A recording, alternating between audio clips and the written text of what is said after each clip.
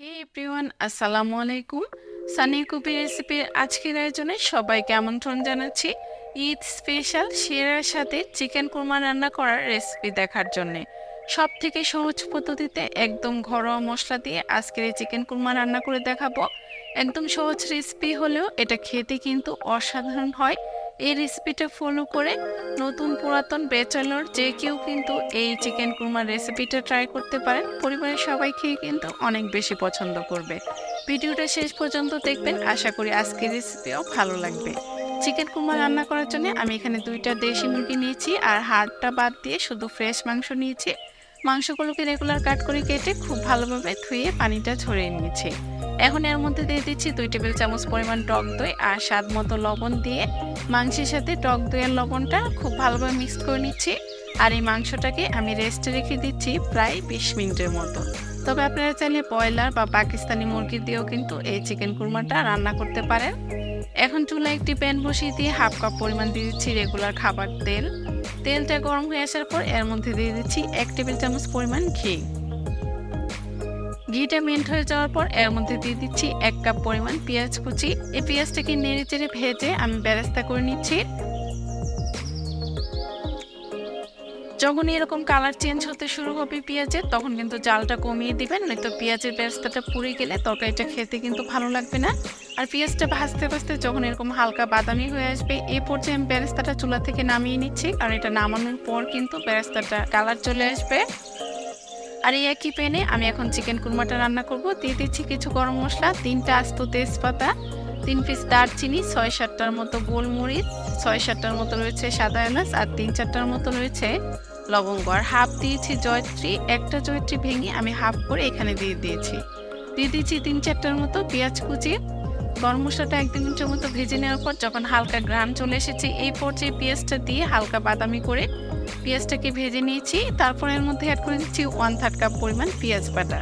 2 মিনিটের মতো পেঁয়াজ বাটাটা নেড়ে চেড়ে ভেজে নিচ্ছি, এতে পেঁয়াজের যে কাঁচা একটা স্মেল আছে সেটা চলে যাবে। এখন দিয়ে দিচ্ছি 1 চা চামচ পরিমাণ আদা বাটা, 1 চা চামচ পরিমাণ রসুন বাটা।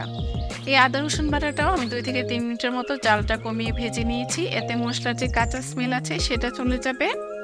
এখন সামান্য পরিমাণ পানি দিয়ে দিচ্ছি, যাতে গুঁড়ো মশলাগুলো দেওয়ার সময় মশলাটা পুড়ে না যায়। দিয়ে দিচ্ছি 2 টেবিল চামচ পরিমাণ কাঠবাদাম বাটা, হাফ চা চামচ পরিমাণ দিয়েছি লাল মরিচের গুঁড়ো, হাফ চা চামচ পরিমাণ ধনিয়ার গুঁড়ো আর 1 চা চামচ পরিমাণ দিয়েছি জিরার গুঁড়ো। এখন নেড়ে চেড়ে মশলাগুলোকে কিছুক্ষণ খুব ভালোভাবে কষিয়ে নিচ্ছি। তবে কাঠবাদাম বাটার পরিবর্তে এখানে যে কোনো বাদাম বাটাটা ইউজ করতে পারেন। কিছুক্ষণ আমি মশলাটাকে কষিয়ে নেওয়ার পর স্বাদ মতো লবণ দিয়ে দিচ্ছি। লবণের পরিমাণটা একটু বুঝে দিবেন, কারণ মাংসটা মেরিনেট করার সময় কিন্তু লবণ দিয়েছি।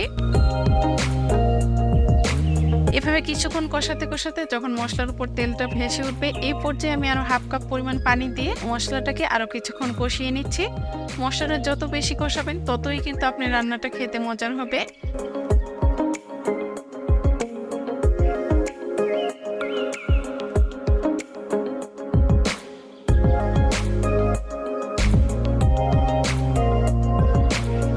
আর এই মশলাটা কষাতে কষাতে যখন এরকম সফট হয়ে আসবে, এই পর্যায়ে আমি আগের থেকে যে মাংসটা ম্যারিনেট করে রেখেছিলাম সেই মাংসটা এই মশলার মধ্যে দিয়ে দিচ্ছি।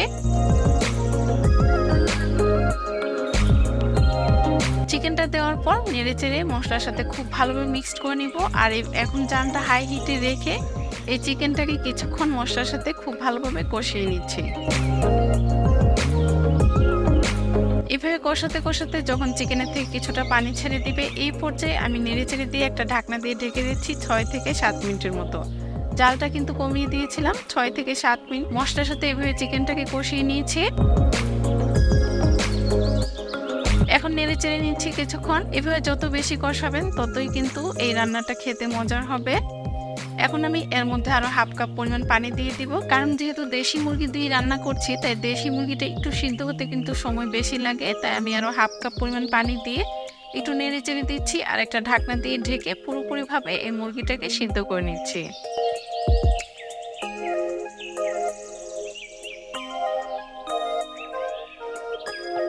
এই তো আমার চিকেনটা খুব ভালোভাবে সিদ্ধ করা হয়ে গিয়েছে। এই পর্যায়ে চালটা বাড়িয়ে দিচ্ছি আর একটু নেড়ে চেড়ে নিচ্ছি। এভাবে 2-3 মিনিটের মতো আবার কষিয়ে নেওয়ার পর আমি এর মধ্যে দিয়ে দিচ্ছি 1 কাপ লিকুইড মিল্ক। প্রথমে হাফ কাপ দিয়েছি, পরে আরও হাফ কাপ দিয়ে দিব। একটু নেড়েচেড়ে নেওয়ার পর আমি আরও হাফ কাপ অ্যাড করে দিচ্ছি। আর যে পরিমাণ ঝোল রাখবেন সে অনুযায়ী কিন্তু এই দুধটা দিবেন। আমি এখানে 2 কাপ দুধ আগের থেকে জাল করে ঘন করে 1 কাপ করে নেওয়ার পর কিন্তু দিয়েছি, তাই এখন বেশিক্ষণ দুধটা জাল করব না।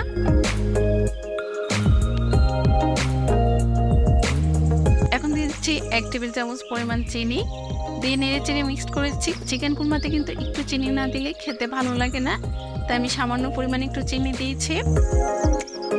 এখন নেড়েচেড়ে দেওয়ার পর যখন এরকম ফুটতে শুরু হবে, এই পর্যায়ে আমি 1 মুঠ পরিমাণ দিয়ে দিচ্ছি পেঁয়াজ বেরেস্তা।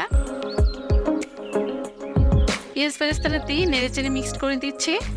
আমার চিকেন কুরমাটা কিন্তু প্রায় হয়ে এসেছে। এই পর্যায়ে এটা চুলা থেকে নামানোর আগে হাফ চা চামচ পরিমাণ দিয়ে দিচ্ছি গোলাপ জল, আর হাফ চা চামচ পরিমাণ দিয়ে দিচ্ছি কেওড়া জল। এতে কিন্তু চিকেন কুরমা থেকে খুব সুন্দর একটা শাহি শাহি ফ্লেভার আসবে।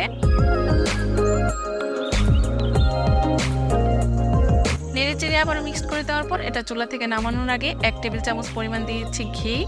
এতেই চিকেন কুরমাটা চুলা থেকে নামানোর পর টাটকা একটা ঘির ফ্লেভার পাওয়া যাবে। দিয়ে নেড়েচেড়ে মিক্সড করে দিব, আর জালটা একদম কমিয়ে দিয়ে এখন ঢাকনা দিয়ে ঢেকে এটাকে দমে রেখে দেব 3 থেকে 4 মিনিটের মতো। ফিরে আসছি 4 মিনিট পর। এই তো আমার চিকেন কুরমাটা কিন্তু একদম রান্না হয়ে গিয়েছে। আর এটা দেখতে যেমন লোভনীয় লাগছে, খেতেও কিন্তু খুবই মজার হয়েছিল। এই ঈদে এই চিকেন কুরমার রেসিপিটা ট্রাই করতে পারেন, পরিবারের সবাই খেয়ে কিন্তু অনেক বেশি পছন্দ করবে। সহজ রেসিপিতে আজকে এই চিকেন কুরমা রান্না করার রেসিপি কেমন লাগলো অবশ্যই কমেন্টস করে জানাবেন। ভালো লাগলে একটা লাইক দিয়ে আমার চ্যানেলটা সাবস্ক্রাইব করে রাখবেন এরকম আরো নতুন নতুন রেসিপি পেতে। এতক্ষণ সাথে থেকে ভিডিও দেখার জন্য সবাইকে ধন্যবাদ জানিয়ে আজকে এখানে বিদায় নিচ্ছি। আল্লাহ হাফিজ।